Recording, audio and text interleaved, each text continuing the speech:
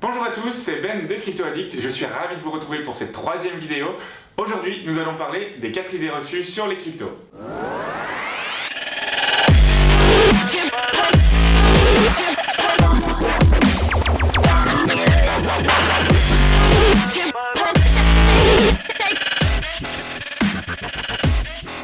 Ces derniers mois, vous avez peut-être remarqué que nous parlons de plus en plus des cryptos aussi bien dans les journaux que à la télévision. Que ce soit en bien ou en mal, différentes fausses informations circulent et nous allons aujourd'hui essayer de faire le tri. Salut Ben, j'ai cru lire que les crypto-monnaies n'étaient basées sur absolument rien. Est-ce que le Bitcoin est vraiment une monnaie? Pour pouvoir répondre à cette question, il est important de pouvoir définir les caractéristiques nécessaires pour considérer une valeur comme étant une monnaie. Pour devenir une réserve de valeur, un actif a besoin d'être identifiable, non périssable, difficile à contrefaire, facile à transporter, facile à stocker, fongible et divisible.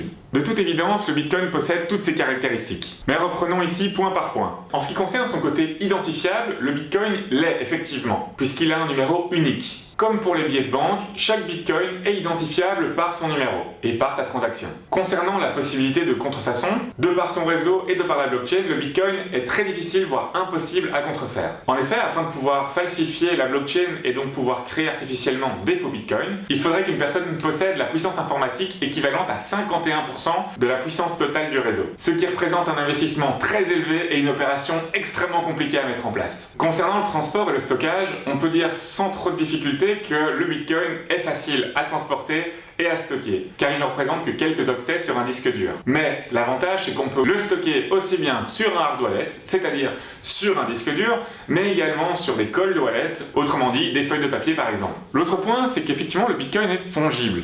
En effet, il peut s'échanger contre un autre Bitcoin exactement de la même manière qu'un billet de 10 $ pourrait s'échanger contre un autre billet de 10 $. Enfin, le Bitcoin est divisible jusqu'à 100 millionièmes. C'est-à-dire qu'on peut diviser un Bitcoin en 100 millions afin d'obtenir une plus petite unité, qu'on appelle ici Satoshi, en l'honneur du nom du créateur de la blockchain et des Bitcoins. Avec toutes ces caractéristiques réunies, on peut vraiment dire que le Bitcoin a sa place dans le cercle très fermé des monnaies. Il y a un autre aspect qui doit être pris en compte lorsqu'on parle de monnaie. Il s'agit de la confiance. En effet, une monnaie, pour pouvoir être adoptée et être échangée, doit inspirer la confiance dans la population, auquel cas, elle ne l'utilisera pas. Le Bitcoin, pour pouvoir inspirer confiance, doit être en mesure de pouvoir assurer à ses utilisateurs qu'ils pourront toujours échanger leur Bitcoin contre des biens ou des services. Pour que les cryptos et le Bitcoin deviennent une monnaie à part entière, il faudra plus d'adoption et que ces cryptos soient acceptés par plus de monde. Il est évident que la jeunesse de ces monnaies est leur faiblesse par rapport aux monnaies d'État. Cependant, ces dernières sont largement dépassées par les crypto-monnaies en termes de technologie et de sécurité. J'ai lu quelque part que les crypto-monnaies servent uniquement à la criminalité, notamment sur le darknet. Est-ce que c'est vrai? Une des idées reçues que nous entendons également très souvent lorsque nous parlons autour de nous des crypto-monnaies est que les cryptos sont souvent utilisés sur le darknet à des fins de trafic et de terrorisme. Il faut prendre en compte que le darknet représente une infime partie de l'utilisation des crypto-monnaies. Pour les crypto-monnaies, on estime souvent que son utilisation à des fins criminelles représente moins de 0,1% des transactions opérées sur la blockchain. Et que ce soit en euros, en dollars ou en crypto, les trafiquants trouveront toujours un moyen de pouvoir vendre leurs produits. Car il ne faut pas oublier que le moyen d'échange le plus utilisé par les criminels reste encore les billets de banque, qui peuvent être intraçables, blanchis par des organisations criminelles organisées, et ce depuis des années. Alors oui, vous l'avez compris, le Bitcoin pourrait potentiellement être utilisé dans les opérations criminelles, mais cela ne représente certainement pas une majorité. Les cryptos ne sont que des moyens de paiement, qu'ont-elles de plus que les autres monnaies comme l'euro? Beaucoup de choses. Le Bitcoin, comme les autres crypto-monnaies, représente une unité que les gens peuvent échanger. Une erreur que beaucoup de gens font est de voir le Bitcoin comme étant une monnaie et rien de plus. Ils sont assez loin de la réalité.